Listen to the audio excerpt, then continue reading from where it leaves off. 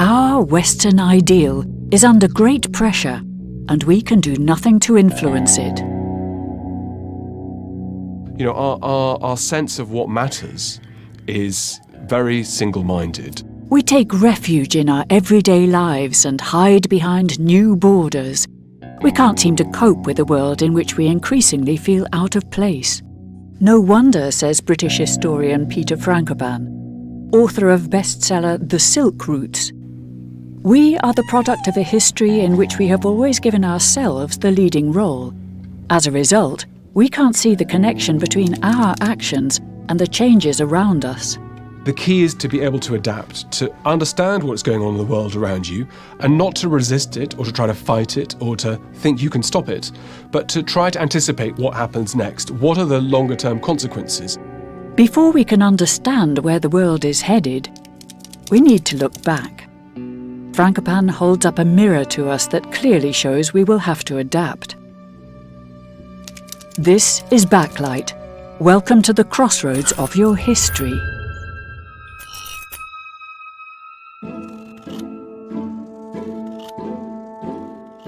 A new world order is being pushed together where, to an extent, it's not about excluding the West. The West, as it happens, is self-selecting out of it anyway. You know, we are navel-gazing, worrying about our own problems, and missing a world being formed as it does so, because we don't pay any attention to what's going on. I think it's fair to say that we in the West believe that other people in the world should be more like us.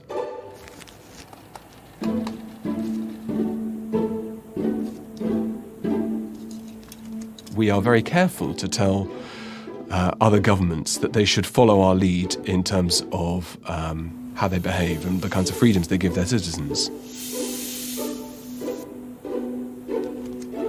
That kind of cultural arrogance is not a deliberate choice. It's partly to do with the fact that it just doesn't cross our mind that it might be important or useful or even interesting to try to understand other people better. Peter Frankopan is a descendant of Croatian nobility and director of the Centre for Byzantine Research at the University of Oxford.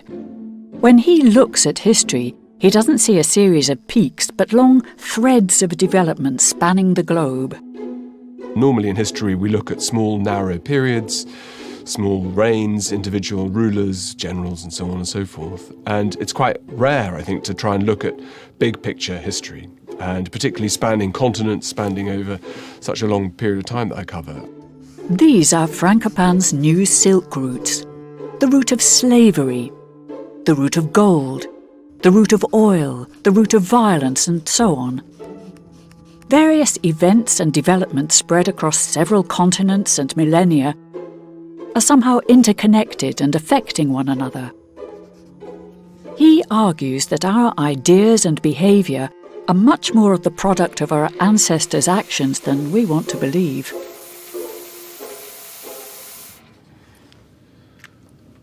Well, so here's the part of the world I learnt about at school, here.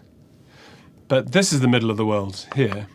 And when I define who I am, I say I'm Caucasian, which is these mountain ranges here, between the Black Sea and the Caspian Sea. The Caucasus, this means something to us. Nobody really knows why. We talk about Indo-European languages. We sort of assume, and we know that we all came this way, and that we brought our languages. They're somehow connected to Sanskrit. You don't, even if you're not a linguist, you've heard this expression. All the things that I wanted to know about seem to come from here, both the Caucasus, but also where our religions came from. So Christianity and Judaism come from here.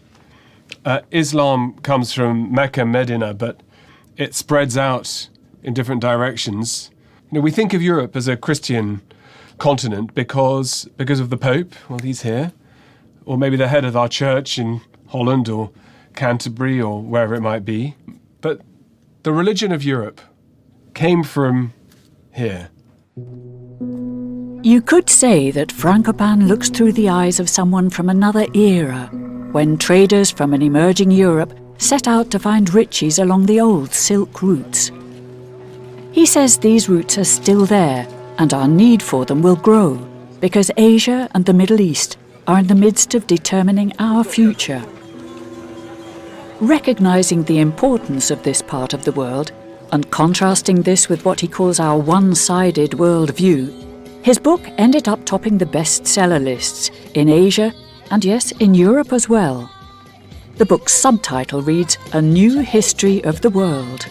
We are absolutely convinced that that we have a monopoly on goodness, and that we in Europe are the only ones capable of saving the world from darkness and from suffering. And increasingly, the parts of the world that I look at, the rising voice, I think, is one which says, well, the West has many Achilles' heels and should reevaluate its own contributions to global affairs and to interventions in these parts of the world, but also even in its own continent.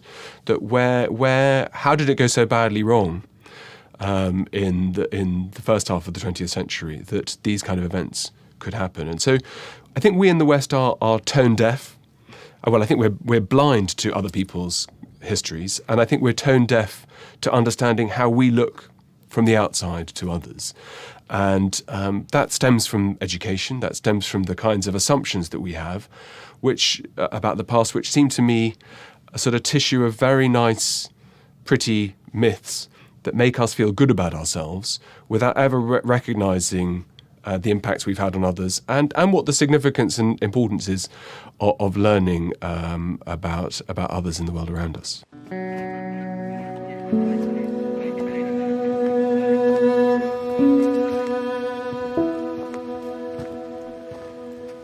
De taak dat ik meeloop in deze patrouille is om de geneeskundige zorg af te dekken. In eerste instantie voor onze eigen mensen en in tweede instantie om een snelle winst te maken bij de burgerbevolking, bijvoorbeeld door snelle wonden te verzorgen. En dan kweken we goodwill mee bij de burgerbevolking hier in dit gebied.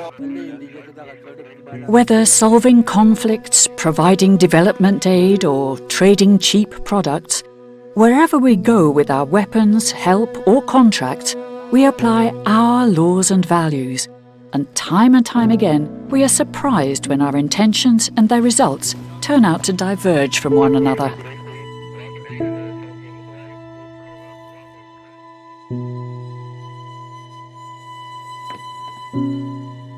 It's absurd to think about the world in European and Western terms. From the beginning of our story of history, Asia has been where all the centre has been. Doesn't take a great deal for us to join the dots together. So when you learn about ancient Greece, for example, the Greeks were really not preoccupied about people in Italy or France or Spain. The Greeks were obsessed about each other, Athens and Sparta, of course, but Greece's primary rival was Persia. That was the same profile with Rome as well, that having mopped up these tribal peoples in the forests of Europe, Rome's anchor and centre of gravity was all centred, and its prestige all centred on gaining traction on trade routes through the Red Sea and the Gulf, but then across land routes into Asia as well, because Europe is at the wrong end of these great global trade routes. Of course, we know the cradle of our civilization isn't in Europe, but in the Middle East. But according to Frankopan, we fail to see that this region, along with the rest of Asia, is making an unprecedented comeback.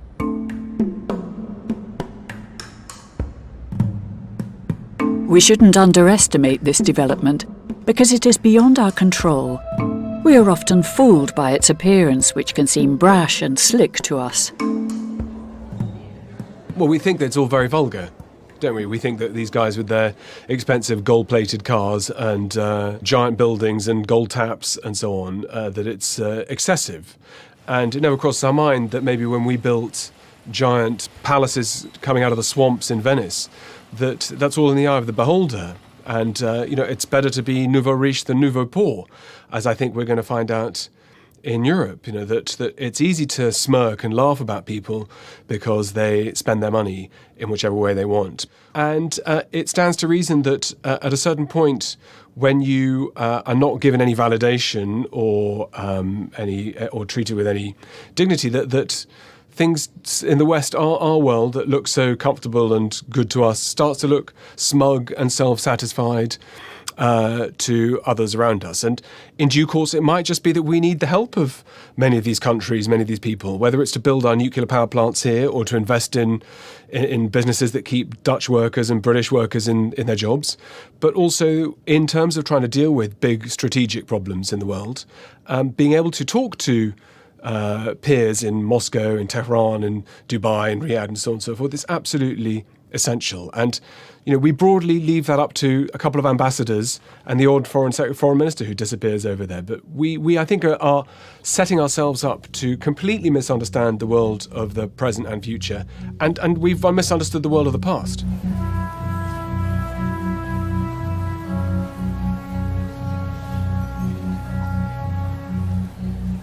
Those who used to be poor are getting rich, very rich.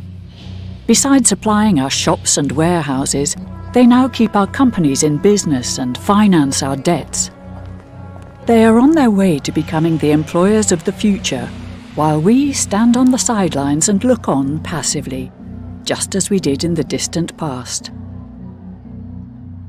Europe 1,000 years ago doesn't have a great deal to offer. The kinds of goods that can be sold and were sold, we have archaeological evidence of this too, are things like amber and heavy swords and falcons and birds of prey for hunting and so on.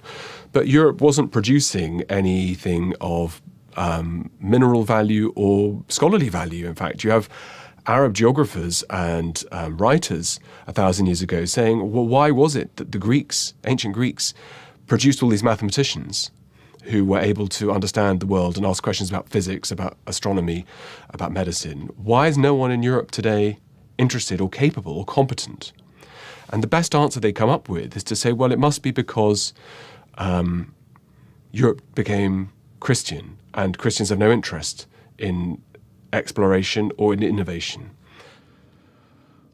While the Muslim world took delight in innovation, progress and new ideas, much of Christian Europe withered in the gloom, crippled by a lack of resources and a dearth of curiosity. It's almost the precise opposite of the world as we see it today. The fundamentalists were not the Muslims, but the Christians. Those whose minds were open, curious, and generous were based in the East, and certainly not in Europe. As one author put it, when it came to writing about non-Islamic lands, we did not enter them into our book because we see no use whatsoever in describing them. They were intellectual backwaters.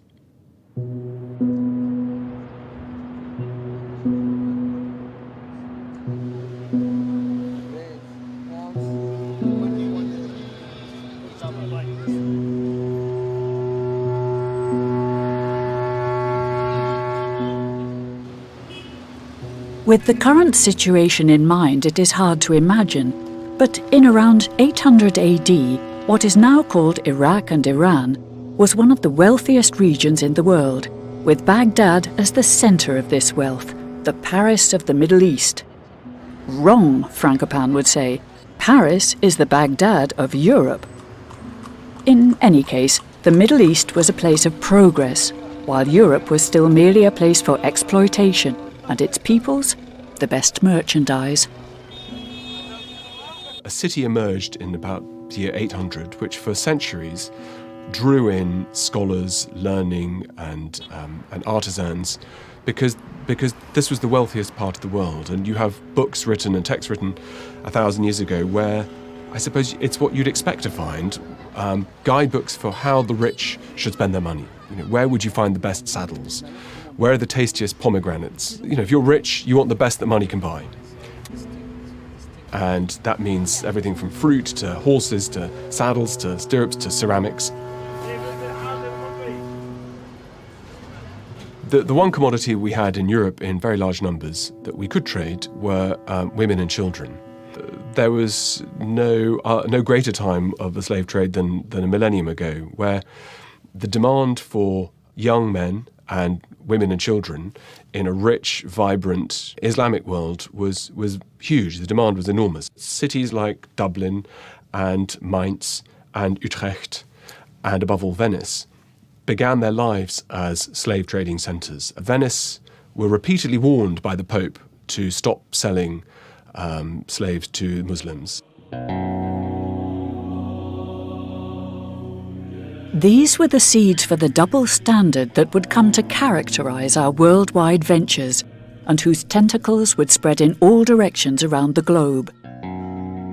Christian morality demands complete surrender in the name of God, and the world is split in two.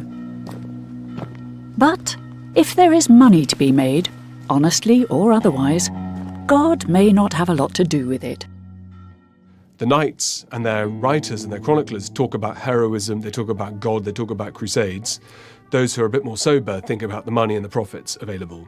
And the Venetians and the Genoese particularly start to build up very substantial trading positions with Muslim traders. It's doing one thing and promising that you're serving God, but on the other hand, money talks.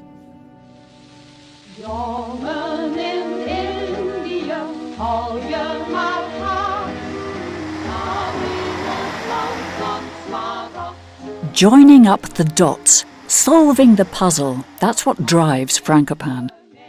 And he has no problem connecting up 1,000 years of history in a single sentence. His dots run from the Crusades to imperialism and back. And as of old, the now ever-industrious Europe is increasingly leaving its mark on the world without worrying too much about the consequences. The fact that saying and doing are two different things doesn't seem to matter. Europe no longer is trading with India, the Portuguese and the Dutch no longer trading with the Spice Islands, but colonising and conquering them, and doing the same process of extracting goods and money back towards Europe in return for nothing. This is at the time when human beings are being trafficked across the Atlantic, taken from Africa to work for free, because there's no better work than free work. Free labour is a thing of the past. But the fact that we outsource our production of goods shows that the principle hasn't disappeared completely. Cheap is almost free, and the working conditions of those who produce for our market don't seem to be an issue, at least not to us. We in the West generally have a default view, which is as long as it's not being made illegal, people should be able to do what they like and sell to whoever they like. And what the consequences of that is for broken families, for addictions, for cancer, for the health services, with armaments for breakouts of conflict in other parts of the world, potentially here in Europe too one day again. We don't think that there is a response because cash is king.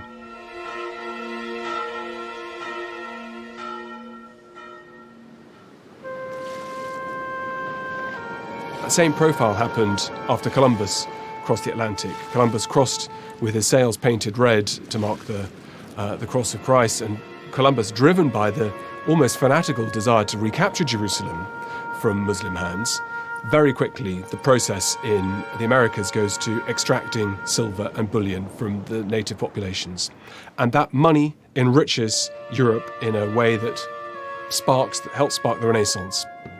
When Columbus sailed across the Atlantic, that gave the first moment for two new continents to be connected into global exchange.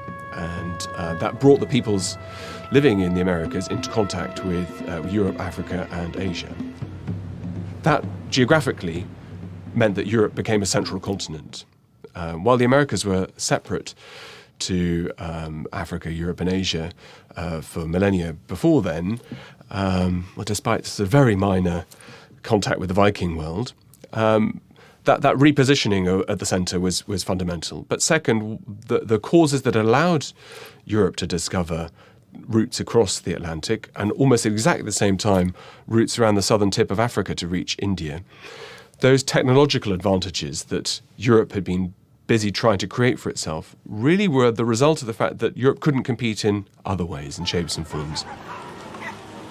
And so its ability to cultivate and systematise force and violence were hugely important parts of Europeans' success and of Europeans' desire to constantly innovate. The gold and the silver particularly, but also the jewels of the Americas were brought back to Europe by the cartload. The gold was stored like wheat, one account says, and there was so much of it. And that redistribution of assets from the Americas primarily to Europe, but then recycled through to Asia, because what the Europeans did with that sudden surge of wealth was to buy goods that came from Asia, textiles, spices, ceramics. And so that money starts to find its way being sent around the world through proper globalized trading patterns. Fighting, violence, and bloodshed were glorified as long as they could be considered just. This was one reason, perhaps, why religion became so important. There could be no better justification of war than it being in defense of the Almighty. From the outset, the fusion of religion and expansion were closely bound together. Even the sails of Columbus's ships were marked by large crosses. It was all part of God's plan for the West to inherit the earth.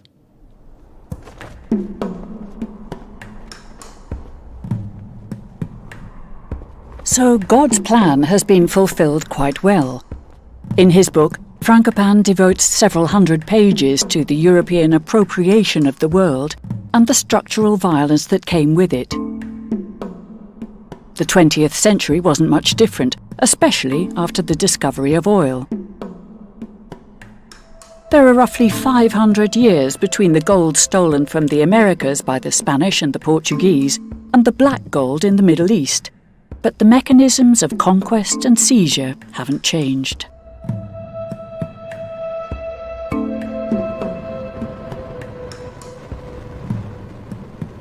Amazing, and this is directly linked to the modern world. This is the birth origin of British petroleum. The oil find in Persia and then later on in Mesopotamia were on the scale of the discovery of routes across the Atlantic by Columbus. European industry was rapidly growing, and the need and the desire to make them more efficient in terms of what fuels were burnt, the demand was enormous. During the course of the First World War, the oil fields were described by the British government as a first-class war aim. So we think of the First World War as being to do with the trenches and the warfare in the Somme and the suffering on the Eastern Front. But even during the First World War, what happened in the centre of the world shaped decisions that were made that are playing out today. The creation of a state of Iraq, boundaries that are those of modern Syria, ultimately the creation of the state of Israel. All of these things were all connected to the need to protect those and secure those oil supplies, and likewise the arteries that brought them back to Europe. The borders in the Middle East were drawn according to our oil interests. Despite the existence of independent states in the region, the extent of Western appropriation is unrivaled. Oil was and is the new gold, and attracts the kind of people drawn to the prospect of quick success. The vultures of world commerce descend on Zaid's little kingdom. They're perfectly decent vultures, just bankers and businessmen doing their job. $100 million a year is a nice piece of export market to get your hands on, especially when the place so obviously needs your help. We've been here before. I don't know, there's been quite some improvement here in 4 years since I've been here. I fully expect to see some floor shows when I get on into town. With some striptease also? Well, no, that's a little too much. The modern world, our world, is taking over. I remember, for instance, not long ago, when there wasn't a single bank in Abu Dhabi. Now, these buildings are all banks.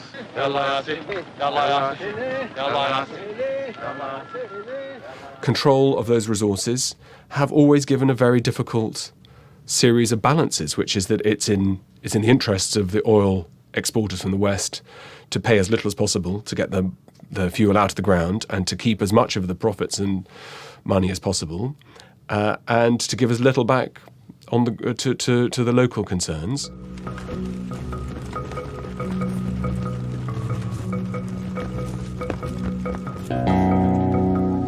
Like most people of the Middle East, Mustafa wants the benefits of mechanized civilization.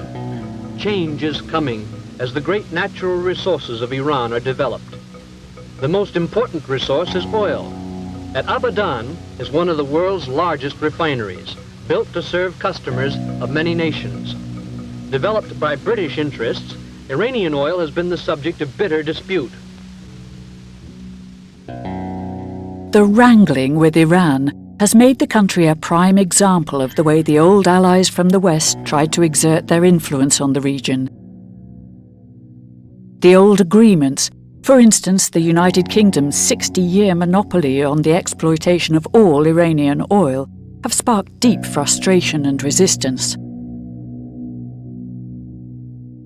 Almost as soon as oil starts to flow through pipelines and brought by tanker back to Europe, the local populations start screaming and shouting that their share of the profits of this black gold are not fair or correct. And it's not long before the population in Iran in particular starts to become extremely vocal about the fact that the West is taking all of the benefits and there is nothing to show for it domestically. When money is grudgingly returned back to local rulers and to the Shah, it's put into the hands of the few rather than to the hands of the many. And the more corrupt and the more venal, the more the richer that the wealthy become, the easier they are to deal with and the easier they are to buy from businesses abroad. And soon that oil money is being recycled. The money that's coming back to places like Iran is being used to buy weapons, eventually to buy nuclear technologies on a scale that is mind-blowing. And that process of always having a cycle where Europe sits at the centre, taking what it needs, and then giving back almost poison to make sure that the world becomes more destabilised, poses some very important questions about Europe's rise and about Europe's present and also about its future. The game is far from over. As the Cold War progresses, the creativity used to manipulate strategic partners in the Middle East rises to new heights. Weapons go on discount, and yes, even nuclear energy is sold over the counter. Anything to keep strategic friends happy. The United States would be more than willing. It would be proud to take up with others principally involved the development of plans whereby such peaceful use of atomic energy would be expedited. Atoms for peace was the American response to the fear of Soviet influence in the region. Nuclear power plants and technological knowledge supplied in order to command and confirm friendship, and despotic leaders like the Shah supported in exchange for loyalty and oil. Regardless of the consequences should that loyalty come to an end.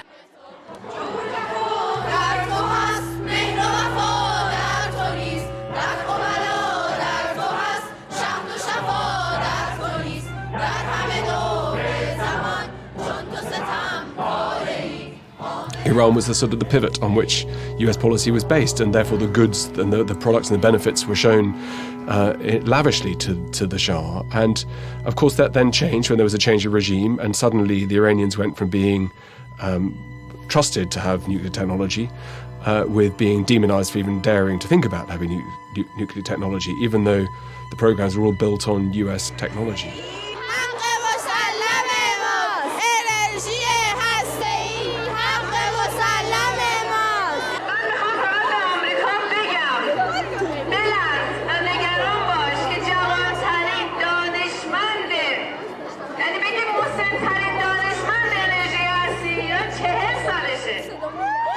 The way in which the nuclear program took place was almost says everything about how foolish we were to think that people would never quite, that there were never any problems that would come down the line to face us.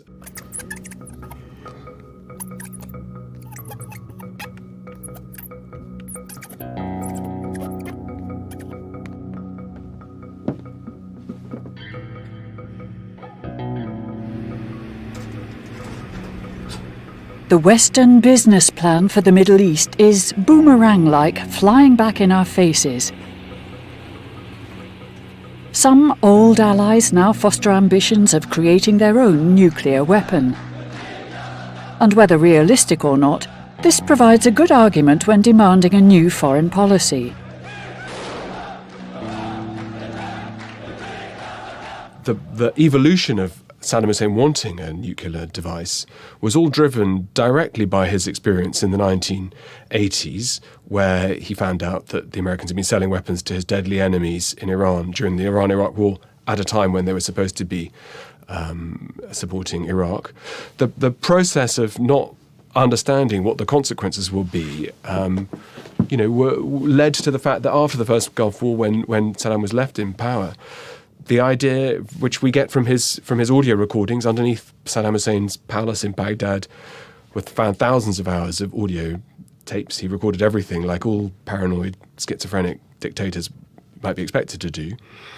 And his conclusion is, if we have just one nuclear warhead, people in the West will think we're crazy enough to use it, and therefore will leave us alone. So there was an attempt. There was almost a cold logic in this idea to try to disengage with disastrous, self-serving double dealing of the West.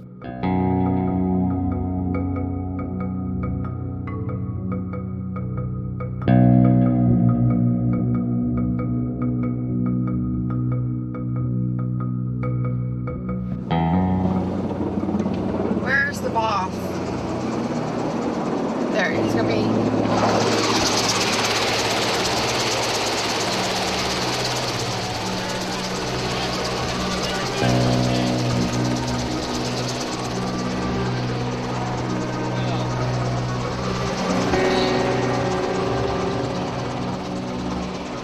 We are literally the legal government for Iraq.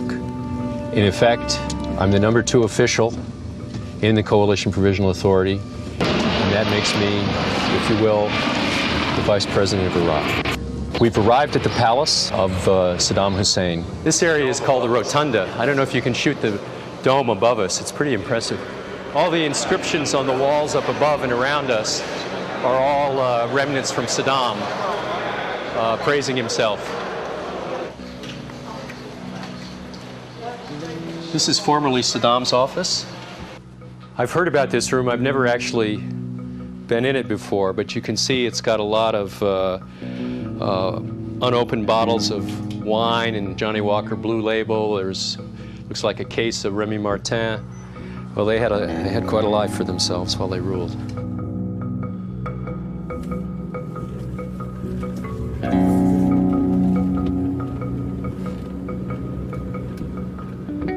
We have just not understood how this part of the puzzle all fits together. We treat individual rulers, individual regions, individual ideas as separate, rather than joining up into the big picture. And we're living in a world in transition, nowhere more obvious than in Iraq, Syria, and so on, where a lot of the things we're seeing are unpicking problems that have been and traps that have been set up by the West over the last century or more.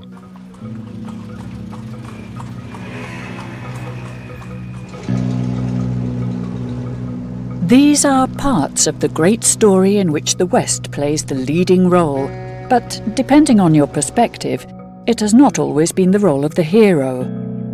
We can only conclude that the marks left on the world by our domination of it are deeper and wider than we would care to admit. That kind of venal behaviour where you stuff your own pockets does have consequences. It had consequences in the Americas and after the conquistadors, where people like Cortez told the Native American people that he had a disease that only could be cured with gold. It has consequences with the banking system, which brought the global economy to its knees. It brought the European and Western interventions in the Middle East. It's directly led to the rise of fundamentalist regimes and fundamentalist ideas. Actions have consequences. The problem about taking decisions that are unsustainable and too good to be true is that they turn out to come back and destroy and haunt.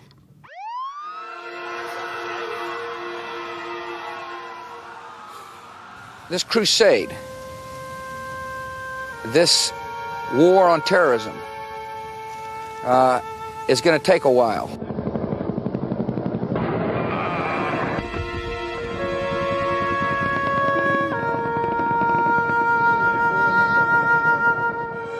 أقول أن المعركة هي ليست بين تنظيم القاعدة والصليبية العالمية.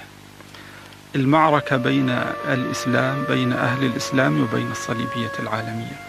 Well, you know, the language of the video tells you everything you need to know about the complete failure of the West to understand the East. I mean, even talking about the Crusades, bin Laden is choosing a word that is extremely loaded in the Arabic-speaking world, in the Muslim world, where a crusade is a byword for duplicity, for men to use their beliefs as a screen to get what they wanted, in terms of wealth, trade, and so on and so forth.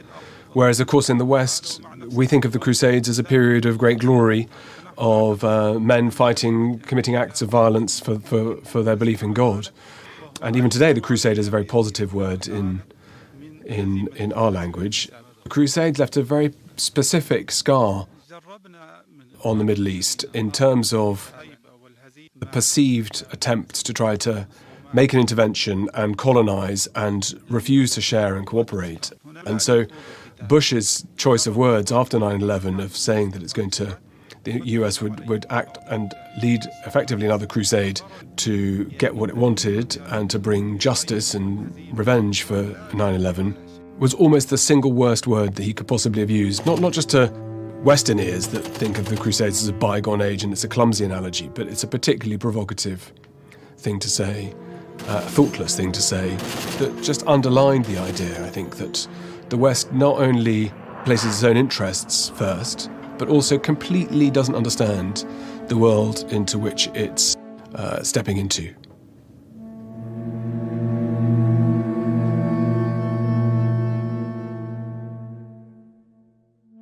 From the European swamps, via the slave trade, the Crusades, the discovery of America and the race for oil, to the war in Afghanistan. It's a head-spinning journey through time along the ancient Silk routes. But if we refuse to see the connections between all these events and everything in between, we can't determine where we stand, how the world sees us, and where we are headed. If you are Russian or Iranian or Southeast Asian or India and Pakistan or China, and you're trying to see what role it is that the West plays in the world in terms of its political balancing power, in terms of its trade and so on and so forth, the West, measured by its results, doesn't look particularly effective right now. You know, it looks like when we intervene, we get it wrong. We're particularly bad at making new friends. We talk about ourselves putting ourselves first and having new trade deals and breaking down barriers.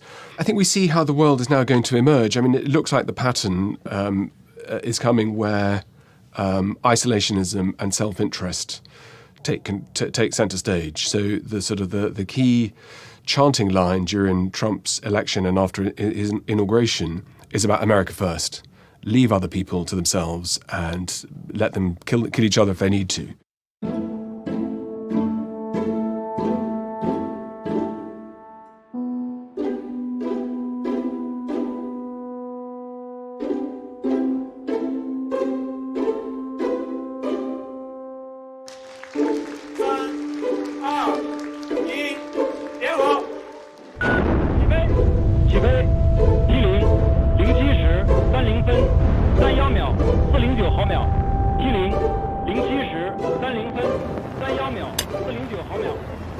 The increasing noise and voices I hear across Asia are that Asia is its own backyard and that the problems that will get dealt with need to be dealt with and looked at regionally. And that includes current discussions about Syria being held in Kazakhstan with delegates from Russia, from Iran, from China, but no one from the West. This is a world where the United States and Europe have made their bed and can lie in it. And in any event, what purpose is there trying to involve them in solving problems that are regional and perceived to be local? So these new blocks that are knitting together are ones that are finding ways of trying to collaborate and to talk to each other and to find ways of solving problems mutually. The transfer of wealth from the West towards the East over the last 3 decades has been monumental in scale. The size of GDP distribution across the rest of the world, away from Europe and from the States, has been vast, to the point that Trump is right, that China has grown at the expense of American mill workers and fabric workers. Pipelines that have been built, train lines being built, the digital revolution is having an enormous impact on parts of the world where 60% of the population live.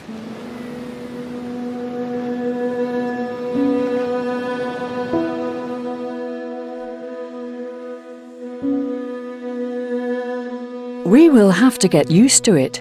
We are less and less needed, whether we like it or not. The choice is ours, stay in the game or not. But entrenching ourselves, says Frankopan, will get us nowhere. The good news, I suppose, is that golden ages never end in an explosion. There's never a sort of dramatic collapse. Europe will sag slowly and, gently to its knees, and there's no shame in that. It's a bit like, I suppose, a once wealthy family that had a beautiful castle or palace, and life has become tougher. They used to have 50 butlers and servants when you'd have dinner there, and then you notice that there are fewer people serving you and opening the door when you arrive, and now the lady of the house does the cooking as well, and then you can see the plaster coming off the walls a little bit, and but it still speaks about the past, and it's a beautiful property. And I think that's what Europe is like, that we are. We have much to be proud of, the cultural achievements, the scientific achievements and so on of the recent centuries, that we have a very proud past as well. It's not important not just to focus on the highly negative interventions in other parts of the world, but the fundamentals are that we will have less and less money. We have already a widening redistribution of the rich and the poor, which looks to me much more like the medieval world that Europe once was, where you have barons. Today it's hedge fund managers. 1,000 years ago, it was lords in their castles. Today, it's hedge fund managers with their underground cellars with their fleet of Lamborghinis and Ferraris, and life becoming tougher and tougher.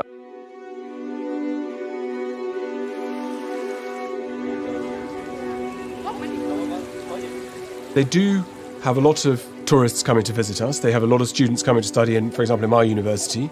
And the wave is almost only in one direction. We don't send many students at all to study in India or in China or in Russia. The children of the elite and of the middle classes from all these countries, they do know how to have cucumber sandwiches and what we listen to and what's the best way to have fun in the Fondle Park at the weekend. They do know that because they travel.